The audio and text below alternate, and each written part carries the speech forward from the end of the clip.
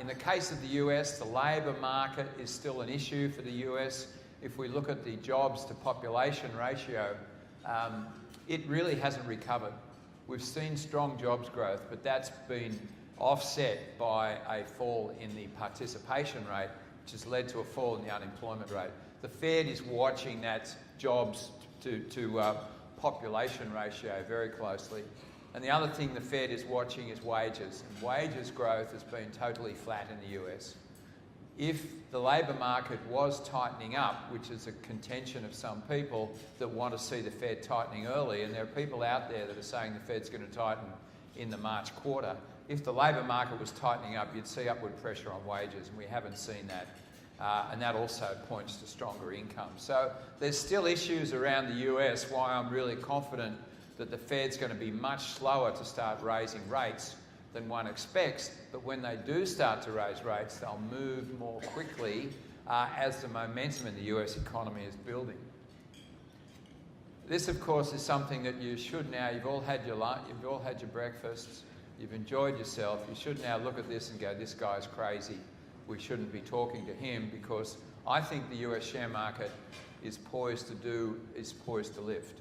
Of course, it's had a 10% correction. It's been a very, very nasty, violent period, and we saw another horrendous night last night.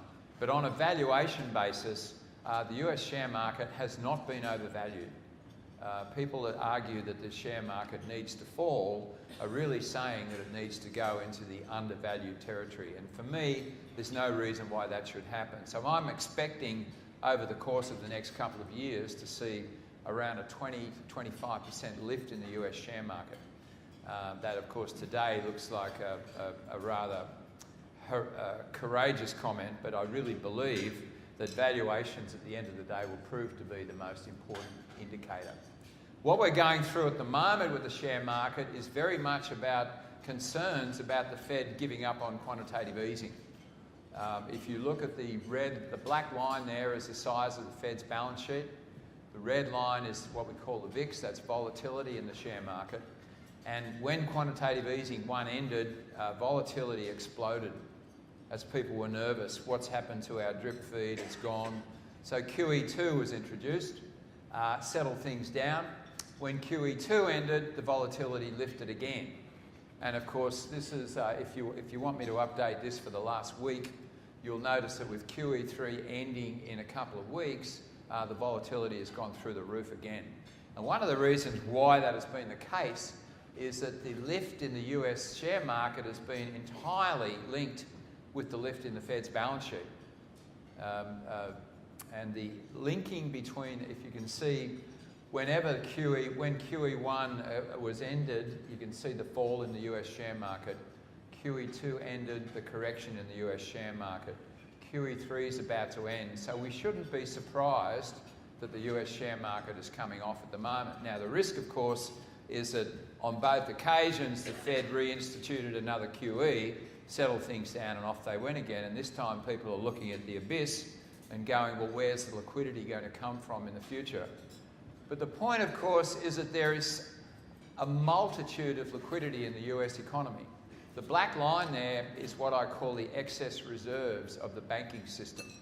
And this is money that the banks have lodged back with the Federal Reserve. So basically the way QE works is that the Fed will buy a bond from an institution or from a bank, and they will credit the bank with the funds in their reserve account. And the way the Fed wants the world to work is that the banks should then lend that money out into the economy, get the economy moving. But that hasn't been happening. And so the banks have built up this massive volume of liquidity on their balance sheets. So there's plenty of liquidity available in the US economy. And if people want to borrow or acceptable borrowing position, want to borrow from the Fed, from the banks, then the banks have massive lending capacity. So to say that QE is over and therefore there's no more liquidity is completely and utterly wrong. And I think eventually sensible people will start to realise that the end of QE does not mean that there's going to be some sort of liquidity crisis, because there is ample capacity sitting on the bank's balance sheets at the moment. The problem, if we look at the red line there, that's the cumulative movement in mortgages in US banking system. And what we've seen is that basically after the GFC, the banks cut their mortgages and they haven't restored them. Even though they've had this massive liquidity, they've had this massive amount of money sitting on account with the Federal Reserve that could be lent out at any time and the Fed wants them to lend it out, they have provided no support for the US mortgage market. We've only just started to see them supporting corporate America.